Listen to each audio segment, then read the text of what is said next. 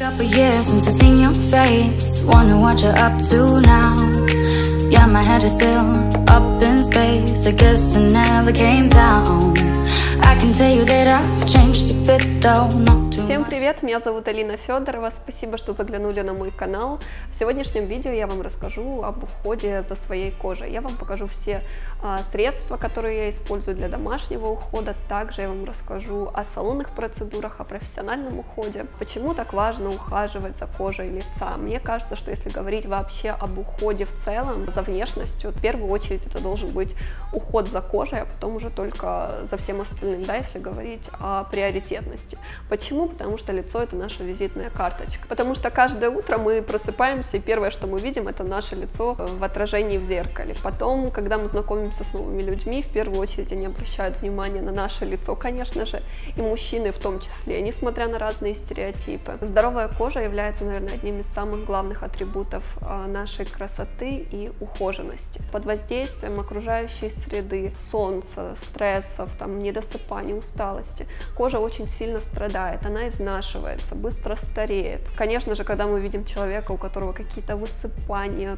круги под глазами, какой-то тусклый цвет лица, в первую очередь мы думаем, что у человека что-то не так со здоровьем, что он плохо выглядит, видно, устает, не высыпается. Как тут может идти речь о какой-то привлекательности? Поэтому, конечно же, этому нужно уделять много внимания и делать акцент именно на уходе за кожей. Прежде чем вам рассказывать о средствах, которые я использую, и различных уходовых процедурах, я немного расскажу о своей коже, потому что, как вы знаете, вообще все, что касается ухода, дело очень индивидуальное. Моя кожа комбинированная, нормальная. У меня никогда не было в подростковом возрасте проблем с кожей, у меня не было никаких высыпаний, и первые проблемы, наверное, у меня появились где-то после 18 лет. У меня начались высыпания на лбу, именно на этом участке. Я читала о том, что в зависимости от того, где у вас высыпание на лице, можно сказать, с какими органами у вас проблемы. Если верить этой информации, то у меня были проблемы с желудком. По этой причине я решила проверить свой желудок, и, как выяснилось, после того, как я пошла к гастроэнтерологу, что да, у меня все-таки есть проблемы с желудком. Они незначительные, но да, скорее всего, они провоцировали как раз-таки эти высыпания. Мне тогда назначили диету просто обычную. Тогда я была студенткой, и я относилась к этому несерьезно. В общем, я эту диету не особо соблюдала. Высыпания у меня периодически то появлялись, то проходили, и так было все время. Конечно же, если бы мне сейчас врач сказал, что мне нужна диета, потому что у меня там что-то с желудком, я бы это все строго соблюдала. Но чем младшему, тем у нас такое несерьезное отношение к своему здоровью, к сожалению, поэтому не допускайте таких ошибок. Если вы учитесь в школе либо в университете, следите за собой, потому что это самое-самое главное. И если у вас какие-то будут проблемы со здоровьем, в первую очередь это будет отражаться, конечно же, на вашей внешности. Наше лицо, наше тело, это все отражает то, что у нас внутри, то, что мы кушаем, какие-то болезни. Если вообще говорить в глубоком смысле об уходе за кожей, конечно же, нужно начинать изнутри. Во-первых, с диагностики вообще организма, с походов к врачам, которые бы провели для вас полное обследование, сдачи анализов, правильное питание, употребление достаточного количества воды. А потом уже можно говорить о поверхностном уходе, о различной косметике из салона. Из-за того, что 2 лета подряд я очень много загорала, я толком не защищала кожу, не пользовалась солнцезащитным кремом, потому что я думала, что если у меня кожа не загорает, то мне, в принципе, он и не нужен. Также я кожу толком не увлажняла, и в итоге что произошло? Во-первых, она у меня была очень пересушенная, во-вторых, у меня на лбу начали появляться такие закрытые комедоны. У меня вся поверхность лба была такая бугристая. Когда я даже накладывала туда тональный крем, это выглядело неоднородно и очень некрасиво. И потом периодически у меня эти комедоны, они у меня воспалялись, и это были такие прыщи ужасные.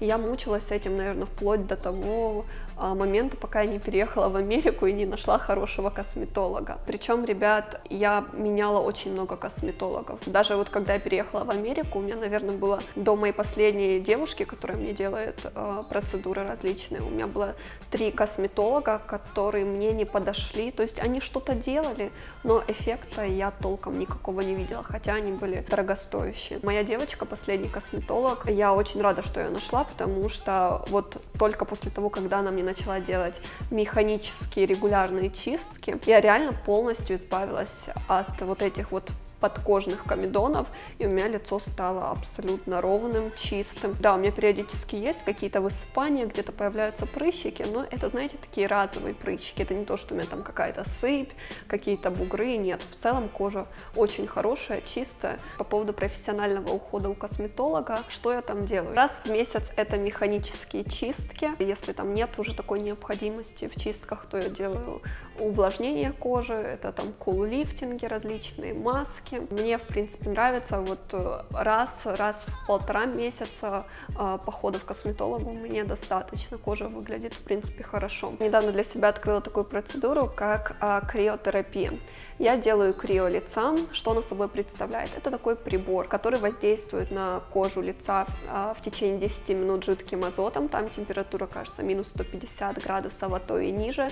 Но так как это жидкий азот, это не так ужасно, как звучит. Это терпимо, это не больно, я бы сказала, даже приятно. Для чего эта процедура нужна? Ну, во-первых, это профилактика старения кожи. Кожа выглядит более эластичной, сияющей, улучшается цвет лица, кожа становится более упругой, улучшается контур лица. В целом очень классная процедура, мне нравится, но нужно ее делать регулярно, чтобы увидеть эффект. Лучше ее проходить курсами, там, допустим, 10 раз каждых 3 дня. Тогда вы сможете оценить, что реально есть какие-то изменения. Потому что, как я вам говорила, если вы делаете что-то однажды, если вы сделали раз эту процедуру, потом через месяц еще раз, то, конечно же, разницы вы не увидите никакой. Все, что касается ухода, нужно делать регулярно, тогда будет эффект. Если вы не увидели тоже разницу, как было до и после, то тоже не расстраивайтесь, потому что я уверена, что эффект он все равно будет, но дело в том, что так как вы себя видите каждый день, вы просто эту разницу не замечаете. А все эти процедуры, которые имеют накопительный эффект, они все работают, просто нужно дать время, и поверьте, когда вы ухаживаете за кожей в комплексе, делаете все, эффект он в любом случае будет, просто нужно набраться немножко терпения. Также я прохожу курс криотерапии для всего тела. Для чего нужна эта процедура? Ну, во-первых, она оздоровительная. Укрепляется иммунитет, лечатся бессонницы, неврозы, там какое-то нервное напряжение. Она имеет такой бодрящий эффект, потому что когда контраст температур, вырабатываются эндорфины, и ты себя чувствуешь просто счастливее, более активным, хочется что-то делать. В общем, такой классный эффект. Если говорить о косметических целях, то это профилактика целлюлита, старение кожи. Кожа становится более гладкой, однородной, более подтянутой, упругой. Я уже прошла где-то 5 процедур, мне очень нравится. Как проходит эта процедура? Вам выдают перчатки, потом идут варежки, потом вы надеваете на лицо такую защитную маску, чтобы не надышаться холодным воздухом, носочки, тапочки, и дальше вам дают такие наушники на уши, ну, во-первых, чтобы уши не простудить, во-вторых, этот прибор-машина шумит, когда вырабатывается жидкий азот, поэтому вам включают вашу любимую песню, и вы можете там танцевать в кабинке, потому что холодно, и, естественно, когда вы там двигаетесь, так проще. Но несмотря на то, какая я мерзлячка, как я сложно переношу холод, даже для меня 3 минуты в этой криокабинке, они даются довольно-таки легко, поэтому я думаю, что для любого человека не составит труда выстоять 3 минуты. Ну, хотя первый раз может показаться для кого-то сложным, но потом дальше будет все проще и проще. Там, кстати, в кабинке вы снимаете с себя полотенце, в котором вы дошли до нее, и вы просто в нижнем белье. Возможно, вы видели в моей инста-сторе, что я хожу в инфракрасную сауну. Это выглядит как такая горизонтальная кабинка, вы туда ложитесь, и на вас воздействуют инфракрасные лучи. И так вы лежите полчаса. Эта сауна тоже имеет просто уйму полезных свойств.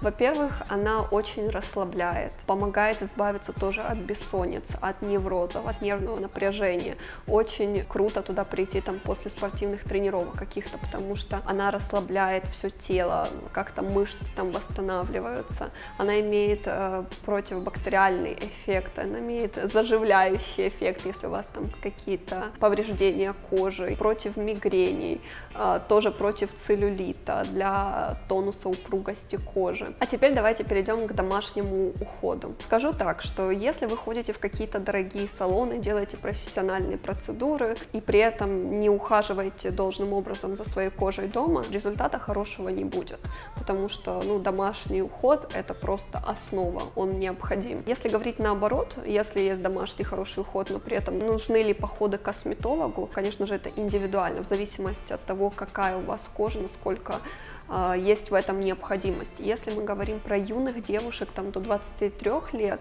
и при том, что у них кожа нормальная, никаких акне нет, и они используют нормальную косметику уходовую дома, то есть нету такой надобности прям бежать к косметологам. Но если девушка уже постарше, я считаю, что профессиональный уход все-таки необходим. Недавно прошла интересный тест для кожи.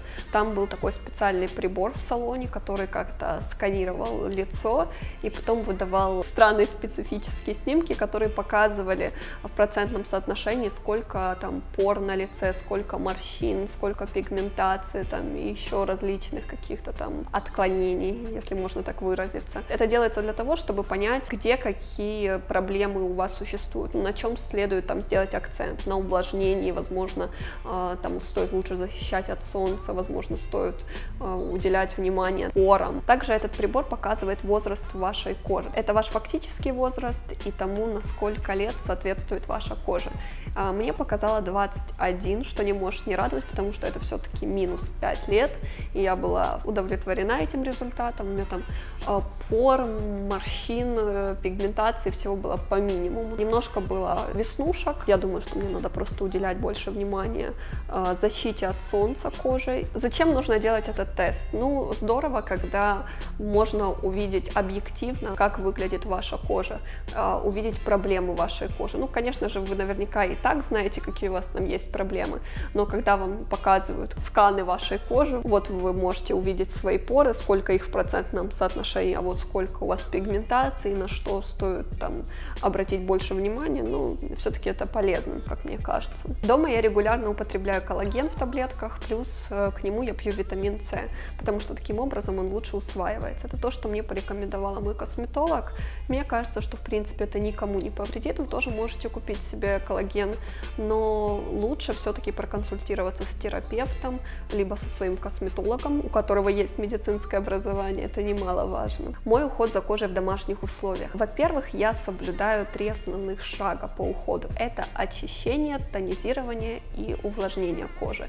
Я проделываю это 2 раза в день, утром и вечером. Самым важным шагом, наверное, для меня является очищение кожи, потому что я работаю моделью, очень много делают на мне макияжа ежедневно, регулярно, и это иногда бывает очень стойкий макияж, водостойкая тушь, тональные средства, поэтому очень важно все это смыть. Иногда стойкий макияж, его просто так и не смоешь, поэтому очень важно покупать такие специальные средства, которым бы удавалось полностью очистить кожу. Я купила средство от Sephora, оно смывает даже водостойкую тушь, очень стойкую такую плотную косметику, мне оно нравится. Дальше я умываюсь гелем для умывания Босси, я уже давно использую это средство, мне нравится, оно черного цвета, и также оно имеет такой разогревающий эффект. Когда вы его наносите на кожу, оно разогревается, очень приятно. Я использую специальную щеточку для очищения кожи Foreo Luna Go. За счет маленького размера она очень удобная, ее можно брать с собой в путешествие. Также она водонепроницаемая, с помощью нее можно кожу очистить гораздо лучше, добиться более глубокого очищения кожи, нежели чем вы использовали только один гель для умывания. При этом она не травмирует кожу, например, как некоторые скрабы. Есть 4 их вида для разных типов кожи, у меня для нормальной. Зарядки хватает где-то на 30 использований. После очищения кожи с помощью этой щеточки потом крема впитываются в кожу гораздо лучше. Она очень приятно пульсирует, и помимо очищенной кожи вы получите еще и массаж, что тоже, несомненно, полезно для кожи, так как это улучшает микроциркуляцию. Следующий этап — это тонизирование кожи. Я использую специальный тоник, я протираю им лицо и также шею. Не забываем никогда о шее, потому что это главная ошибка многих девушек. Они часто игнорируют эту зону, хотя там кожа стареет даже гораздо быстрее, нежели лицо. и поэтому ей нужно уделять особое внимание, она там чувствительная. Все процедуры, которые вы проделываете со своим лицом, также делаем это и с шеей. Зачем нужна тонизация? Во-первых, она тоже еще лучше очищает кожу, во-вторых, она сужает поры, подготавливает кожу к нанесению крема, улучшает, так сказать, полезные свойства крема. Крем для лица я использую Amore Pacific, это корейский бренд, я уже давно им пользуюсь, мне кажется, что 20 баночек я точно использовала. К сожалению, несмотря на то, что он стоит довольно дорого, расходуется он очень быстро. Мне кажется, что мне его даже на месяц не хватает. Этот крем хорошо увлажняет кожу, он сделан на основе воды.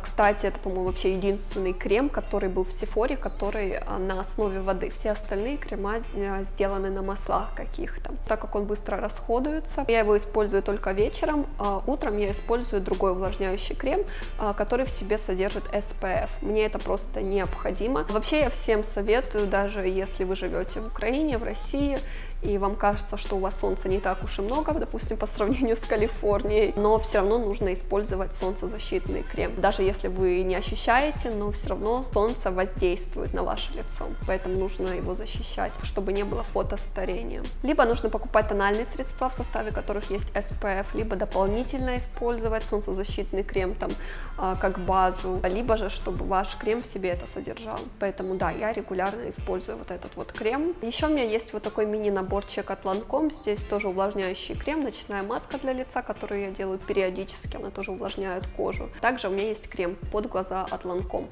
До этого я пользовалась тоже Amore Pacific, но он у меня уже закончился, поэтому я думаю снова его приобрести, потому что мне он все-таки понравился больше, чем Lancome, но хотя Lancome тоже как бы неплохо. Я стараюсь не забывать использовать крем под глаза, потому что это одна из самых проблемных зон, в основном у девушек на лице, потому что вся усталость, недосыпание, все сказывается как раз-таки в этой области, в виде синяков, каких-то мешков, там кожа довольно-таки тонкая, и она быстрее всего тоже изнашивается, поэтому важно ухаживать. У меня нет таких существенных проблем с этой зоной, но все равно я стараюсь для профилактики постоянно увлажнять эту зону. Маски для лица я делаю периодически, пару раз в неделю где-то. Вот мне нравится на ночь эта увлажняющая маска. Также я покупаю такие одноразовые маски от различных корейских брендов. Они все неплохие, довольно-таки тряпчаные. У меня есть маски Bossia, тоже довольно-таки неплохие. Также у меня есть такая классная штука, лосьон от Mario Badescu. Mario Badescu это такая аптечная лечебная косметика. Я очень рада, что я ее открыла для себя.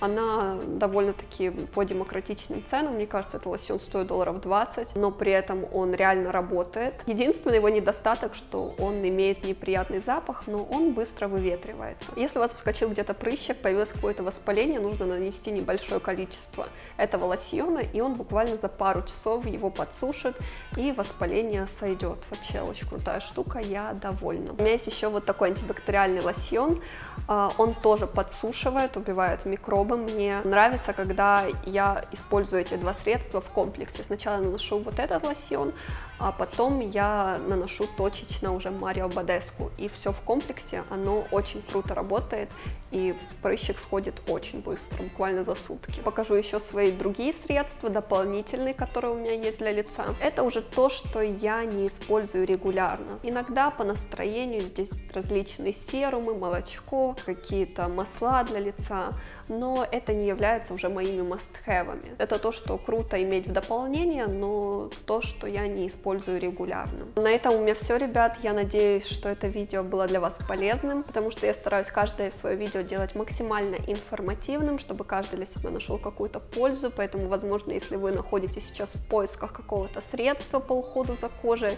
я надеюсь, что я вам чем-то помогла, либо же вы не уделяете, возможно, должное внимание своему уходу за кожей, и это видео тоже может стать для вас напоминалкой. В любом случае, я надеюсь, что вам понравилось. Если да, ставьте лайк, а мы с вами увидимся в моих новых видео. Всем пока!